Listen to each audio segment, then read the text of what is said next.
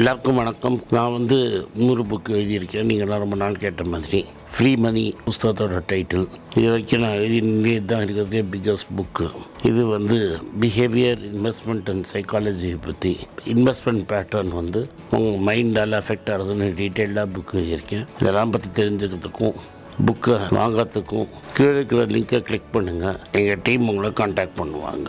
July 26 music academy உங்களை அங்கே சந்திக்கிறேன். நன்றி, வணக்கம். இந்த நிதி பற்றாக்குறையை சமாளிக்கிறதுக்கு எல்லாரும் சொந்தமாக ஒரு தொழில் வச்சுக்கிறது நல்லதுன்னு நினைக்கிறீங்களா? சொந்தமாக எனக்கு பெரிய வருத்தம் என்னென்னா, நான் ஒரு நாளைக்கு வேலைக்கு போனது கிடையாது. ஸோ அதனால் நானாக தொழில் பண்ணது தான். ரொம்ப நாளைக்கு கட்டமும் பட்டிருக்கேன். இந்த ஒரு காலகட்டத்தில் இன்கம் டேக்ஸ் கட்டிட்டு வந்தவங்களுக்கு இது மாதிரி லோன்ஸ் இருக்கிறது இருக்குல்ல, அது ஒரு பெனிஃபிட் இருந்தது. டேக்ஸ் அதெல்லாம் போயிட்டு அதெல்லாம் இப்போ போயிடுச்சு. அதெல்லாம் இப்போ கம்ப்ளீட்டாக போயிடுச்சு. இந்த 12 வருஷத்தில் இந்த அரசாங்கம் வந்ததில் பணக்காரனுக்கு இதுக்கு மேலே நல்ல அரசாங்கம் வரவே வராது. நீங்களே சொல்லும்போது சொன்னீங்க, நான் பேங்க்கில் பணத்தை போடுறத விட பாண்ட்ஸில் இன்வெஸ்ட் பண்ணுவேன். ஆமாம். ஸோ பேங்க்கை விட பாண்ட்ஸ் தான் சேஃப்னு நினைக்கிறீங்களா இன்வெஸ்ட்மெண்ட்டாக? சார், வாழ்க்கையில் எதுவுமே சேஃப்டிங்கிறது ஒன்றும் கிடையாது. பேங்க்கில் பணம் போட்டால் லாஸ் நிச்சயம்.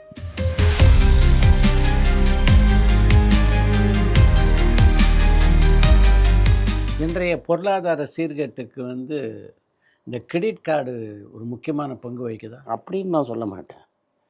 கிரெடிட் கார்டுங்கிறது உங்களுக்கு அவசரத்துக்கு யூஸ் பண்ண வேண்டியது. ஒரு மருந்தை நீங்கள் அவசரத்துக்கு சாப்பிட வேண்டிய ஆன்டிபயாட்டிக்கு. இப்போ நீங்கள் இங்கிலாந்து போனீங்கன்னாலோ அமெரிக்காவுக்கு போனீங்கனாலோ நீங்கள் ஒரு டாக்டர் ப்ரிஸ்கிரிப்ஷன்லாம் ஒரு ஆன்டிபயாட்டிக்கை வாங்க முடியாது. இங்கே நீங்கள் ஒரு மோஸ்ட் பவர்ஃபுல் ஆன்டிபயாட்டிக்கை நீங்கள் மெடிக்கல் ஷாப்பில் அவனே கையில் தூக்கி கொடுத்துருவோம். ஆமாம், இது ரெகுலேஷனோட ப்ராப்ளம். ஸோ கிரெடிட் கார்டை யாருக்கு கொடுக்கணும்னு இருக்குது. ரோட்டில் போகிறவங்களுக்கெல்லாம் கிரெடிட் கார்டு நீங்கள் பேங்க் கொடுக்குறீங்கன்னா டெஃபினட்டாக இது ஒரு ப்ராப்ளமாக இருக்கும். கிரெடிட் கார்டுங்கிறது பணக்காரனுக்கு ஒரு டூல். பணக்காரனை என் கடைக்கு இழுக்கிறதுக்கு ஒரு கருவி. அதை நீங்கள் ஒரு கன்சூமர் கிரெடிட்டாக மாற்றினது பேங்க்ஸோட தவறு. ஒருத்தருக்கு ஒருத்தர் இருக்கிற போட்டியில் பண்ண தப்பு. இஎம்ஐ அப்படின்றது வரமா சாபமா? சாபம்தான். இதில் பணங்கிறது எப்படின்னா சார், கடன் வாங்கி நீங்கள் கன்சியூம் பண்ணுறதுங்கிறது சாபம்.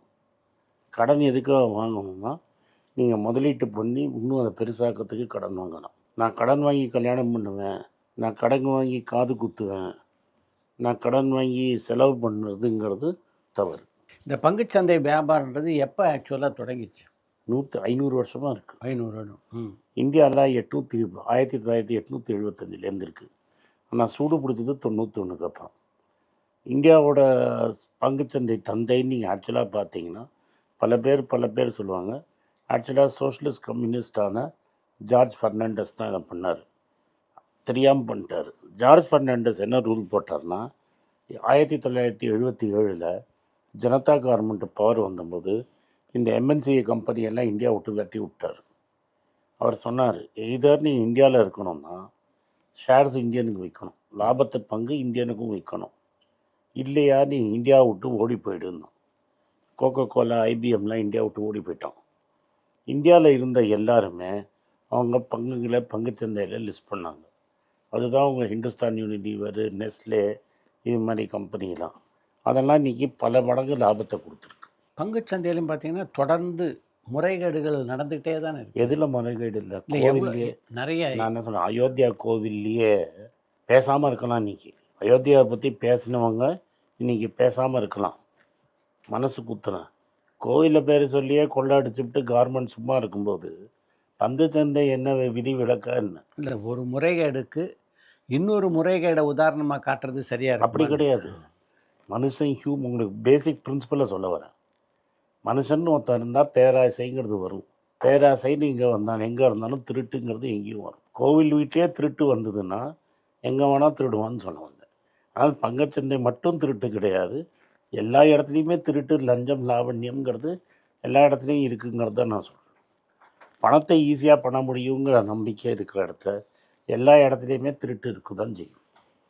அது நான் வெறும் ஹிந்து கோவிலில் மட்டும் சொல்லலை, எல்லா மதத்துலேயும் எல்லா இடத்துலையும் கடவுள் பற்றி பேரை சொல்லி திருடுறதுங்கிறது ரொம்ப காமன். பங்குச்சந்தை அப்படின்றது பெரும் பண முதலைகள் விளையாட வேண்டிய விளையாட்டா சாமானிய மக்களுக்குமானதா? சாமானிய மக்களுக்குமானது தான். இதில் சாமானியன் மக்கள் தான் பெரிய ஆளாக பங்குச்சந்தையில் ஆகியிருக்காங்க.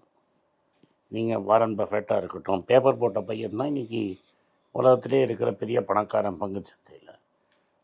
வேர்ல்டு வார் 2க்கு அப்புறமா கம்யூனிஸ்ட் நாட்டை விட்டு ஓடி வந்தவன் தான் பெரிய பங்குச்சந்தையில் பெரிய பணம் சம்பாதிச்சவங்க. ஸோ நீங்கள் ஹிஸ்ட்ரி ஆஃப் ஒன்றும் இல்லாமல் பாம்பே ஸ்டாக் எக்ஸ்சேஞ்ச் வாசலில் உட்காந்துருந்தவன் தான் இன்றைக்கி ராகேஷ் ஜுன்ஜுன்வாலாங்கிறவன் பெரிய பணக்காரனாக இருக்குது. அதனால் நான் பங்குச்சந்தை பணக்காரங்களுக்கு மட்டும்தாங்கிறது நம்ம நினைக்கிறது தவறு. அப்படி கிடையவே கிடையாது. பங்குச்சந்தைங்கிறது எல்லாருக்கும் உண்டு. நான் எப்போதும் சொல்கிற எக்ஸாம்பிள் உங்கள்கிட்ட ஒரு வாட்டி சொல்லிட்டேன்னு நினைக்கிறேன். கத்திங்கிறது கையும் வெட்டும், பழத்தையும் வெட்டும்.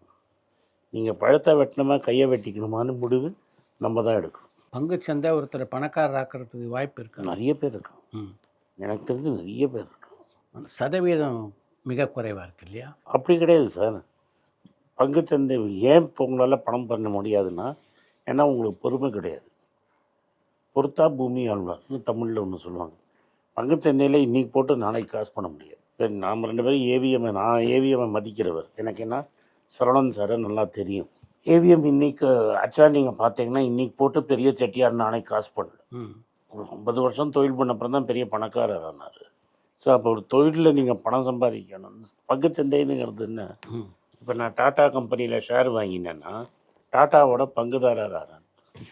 இன்றைக்கி ரத்தன் டாட்டா போயிட்டார். ரத்தன் டாட்டாவோட நியோல் டாட்டாவோட பங்குதாரர் ஆகிறேன். நீங்கள் மார்க்கெட்டில் 1000 சொல்லுவாங்க. சந்திரசேகர் நடத்துகிறான், சந்திரசேகர் தான் எம்டி, சந்திரசேகர் தான் ஆட்டி வைப்பான்னு. உங்களுக்கு யார் முதலாளின்னு தெரியணும். அந்த முதலாளியோட நீங்கள் பார்ட்னராக இருப்பீங்களான்னு உங்களுக்கு டிசைட் பண்ணணும். அந்த முதலாளி ஃப்ராடாக இருந்தான்னா உங்கள் பங்குச்சந்தை ஃப்ராடு. அந்த முதலாளி இப்போ நான் சுந்தரமையங்காரோட பார்ட்னராக இருந்தால் நிச்சயமாக நட்டம் ஆகுது. சுந்தரமையங்காருக்கும் நட்டம் ஆனால் எனக்கும் நட்டம் ஆகும். ஆனால் ஐயங்கார் என்னை ஏமாற்றிட்டு அவர் காசு பண்ணுவார்னா பண்ண மாட்டார். அது மாதிரி சோழமண்டலம் செட்டியார் முருகப்பா குரூப்பில் அவங்க பணம் பண்ணிவிட்டு நம்மளை நஷ்டம் பண்ணுவாங்கன்னு நம்ம சொல்ல முடியாது. ஸோ நீங்கள் யாரோட ஃப்ரெண்டாக ஆறீங்க, யாரோட பார்ட்னர் ஆறீங்கன்னு பொறுத்துருக்கு. பங்குச்சந்தையில் எந்த இடத்துல மக்கள் ஏமாறுறாங்க, எந்த இடத்துல விழிப்போடு இருக்கணும்னு நீங்கள் நினைக்கிறீங்க? பேராசை தான். ஏதாவது நம்ம இன்றைக்கி போட்டு நாளைக்கு அள்ளிடலாம்னு நினைக்கிறதுனால தான் ப்ராப்ளம். பங்குச்சந்தையில் இன்றைக்கி பணம் போட்டு 5 வருஷத்துக்கு உங்களால் பொறுமையாக இருக்க முடியாதுன்னா நீங்கள் பங்குச்சந்தைக்கே வரக்கூடாது. இன்றைக்கி பணம் போட்டோன்னா 5 வருஷத்துக்கு அதை வேடிக்கை தான் பார்க்கணும். நான் இன்றைக்கி ஒரு கம்பெனியோட ஷேரை வாங்கிட்டேன்னா அடுத்த 5 வருஷத்துக்கு நான் சும்மா அதை வேடிக்கை தான் பார்க்கணும். இன்றைக்கி ஒரு பிஸ்னஸ் ஆரம்பித்து நாளைக்கு அந்த பிஸ்னஸ் ஓன்னு வராது. ஆனால் நீங்கள் சொல்கிற மாதிரி பங்குச்சந்தையை கையாளுகிறவர்கள் அதிகபட்சம் ஒரு 10லேருந்து 20% தான் இருப்பாங்க. அப்படிலாம் கூட கிடையாது, 5% கூட கிடையாது. ஆக 95 பேர் டெய்லி ட்ரேடிங் தான் இருக்காங்க. அது அவங்க எது முறையற்றதோ அதில் அது அவங்க பண்ணுறது தப்பு. ஒருத்தன் சிகரெட் குடிக்காதுன்னு தான் நான் சொல்ல முடியும். சிகரெட் குடிக்கிறவன்னா திருத்துறது என்னோடய வேலை கிடையாது. நான் சொல்கிறது புரியுதுங்களா? ஸோ என்ன பண்ணணுங்கிறதுக்கு 1000 புஸ்தகம் இருக்குது. அந்த புஸ்தகத்தை நீங்கள் படிச்சுவிட்டு அதை நம்ம பிரின்சிபல்டாக ஃபாலோ பண்ணோன்னா கரெக்டாக இருக்கும். நான் டிஸ்னிலேயும் ஷேர் ஹோல்டராக இருந்திருக்கேன். எனக்கு சினிமா பற்றி ஒன்றும் தெரியாது. ஆனால் டிஸ்னி கம்பெனி நம்மளை ஏமாத்தாதுன்னு ஒரு ஃபீலிங்னா நம்ம டிஸ்னிலேயும் ஷேர் ஹோல்டராக இருந்திருக்கேன். கூகுளில் ஷேர் ஹோல்டராக இன்றைக்கும் இருக்கேன். ரைட்டுங்களா? அப்போ யாராவது யூடியூப் இன்றைக்கி எங்கேயாவது பார்த்தா அதில் ஒரு போர்ஷன் எனக்கு காசு வரும். எவ்வளோ போர்ஷனுங்கிறது ரொம்ப கம்மியான போர்ஷன் இருக்கணும், பட் அந்த காசு எனக்கு வரும். நான் உங்களுக்கு புரியுதா? இப்போ சோனியோட கம்பெனியில் எனக்கு ஷேர்ஸ் இருக்குது. ஸோ இன்றைக்கி யாராவது சோனி டிவி பார்த்தாங்கன்னா அதில் எனக்கு ஒரு 10 ஒரு காசோ 10% ஷேர் நான் வச்சுருந்தா 10 ஒரு காசு எனக்கு வரும். நான் 1% ஷேர் வச்சுருந்தா 100 ஒரு காசு வரும். ஸோ நான் எவ்வளோ ஷேர் வச்சுருக்கேனோ எவ்ரி டைம் அந்த ப்ராடக்டை யாராவது யூஸ் பண்ணுறச்ச அந்த காசு எனக்கு வரும். நான் ஒரு பிஸ்னஸ் மேனாக பார்க்கணுமே தவிர நான் அந்த கம்பெனியை இந்த ஷேரை ஒரு கமாடிட்டியாக பார்த்தேன்னா நான் பணமே பண்ண முடியாது. இப்போ நான் டூரிங் டாக்கீஸில் பங்குதாரர் ஆனேன்னா நான் தினம் இன்றைக்கி டூரிங் டாக்கியோட ஷேர் ஏறுமா எனக்கு அதான். சித்ரா சார் கம்பெனியை ஒழுங்காக நடத்துகிறாரா, கரெக்டான பிரின்சிபலில் நடத்துகிறாரா, பொறுமையாக நான் 10 வருஷம் இருந்தால் அவரோட பணம் பண்ண முடியுமா தான் பார்க்கணும். எல்லாருக்கும் வணக்கம். குழந்தைங்களுக்காக ஃபைனான்சியல் லிட்ரஸி மணி ஃபார் நத்திங்னு 2வது பார்ட். அண்ட் இதில் வந்து செக் எழுதுறது எப்படி, டெபாசிட் ஸ்லிப் எழுதுறது எப்படி, பணம் எப்படி வந்தது, பார்ட்டர்லேருந்து டிமானிட்டைசேஷன் வரைக்கும் எல்லாத்தையும் கவர் பண்ணியிருக்கோம். உங்கள் குழந்தைங்க அப் டு ஏஜ் 10-12க்கு ரொம்ப யூஸ்ஃபுல்லாக இருக்கும். இந்த புக் இப்போதைக்கு ஒரு ஸ்பெஷல் ப்ரைஸில் 450 ரூபாய்க்கு கொடுக்குறோம். இதை யூஸ் பண்ணிக்கோங்க. நன்றி, வணக்கம். moneypage.com வெப்சைட்டை சப்ஸ்கிரைப் பண்ணுங்கள். ஒரு வாரத்துக்கு 4 ப்ரீமியம் ஆர்டிக்கலும் ஃப்ரீ ஆர்டிகல்ஸ் ஒரு 10லேருந்து 15 நாங்கள் போடுறோம். இது சப்ஸ்கிரிப்ஷன் ஒரு மாதத்துக்கு 99 ரூபா தான். இங்கே சொல்கிற கான்செப்ட்ஸை கிரேட்டாக எக்ஸ்பேண்ட் பண்ணி போடுறோம். நீங்கள் படிச்சிங்கன்னா உங்களுக்கு யூஸ்ஃபுல்லாக இருக்கும். நன்றி, வணக்கம். வணக்கம். குழந்தைங்களுக்காக ஒரு புஸ்தகம் லான்ச் பண்ணோம். அது ரொம்ப சக்ஸஸ்ஃபுல்லாக இருக்குது. யாருக்கெல்லாம் அந்த புஸ்தகம் போகணுமோ எங்கள் டீமுக்கு கான்டாக்ட் பண்ணுங்கள். கீழே இருக்கிற நம்பர்லேயும் வெப்சைட்லேயும் கான்டாக்ட் பண்ணிங்கன்னா உங்களுக்கு அந்த புஸ்தகத்தை நீங்கள் வாங்கிக்கலாம். மற்ற எங்கள் புஸ்தகமும் அவைலபிள். எங்கள் வெப்சைட் மூலமாகவும் வாங்கலாம். கீழே இருக்கிற வாட்ஸ்அப் நம்பர்லேயும் மெசேஜ் அனுப்பலாம். நன்றி, வணக்கம்.